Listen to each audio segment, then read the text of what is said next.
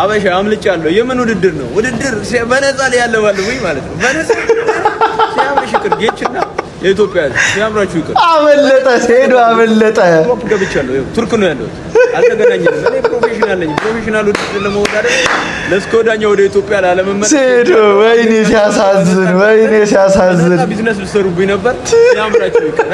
ግን አንድ መስፈርት አለኝ። አንድ 20 ሚሊዮን ብር መኪና 30 ሚሊዮን ብር ቤት እሺ 20 ሚሊዮን ብር አካውንቴ ላይ ከገባ አመጣለሁ።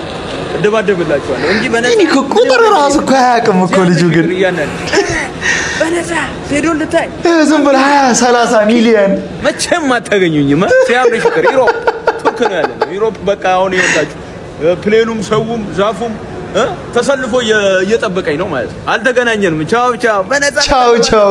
ጌች ሲያምር ይቀራ እምቢ ቢል ራሱ ማለት ነው እንደ ህዝብ ይዘን በግድ ሪንግ ውስጥ እንደምንከተው ስላወቀ በቃ ጠፋ። ያራዳ ልጅ ምኑ ሞኝ ነው ገብቶ መቀጥቀጥ። ሊሰዋ እኮ ነው የሚገባው።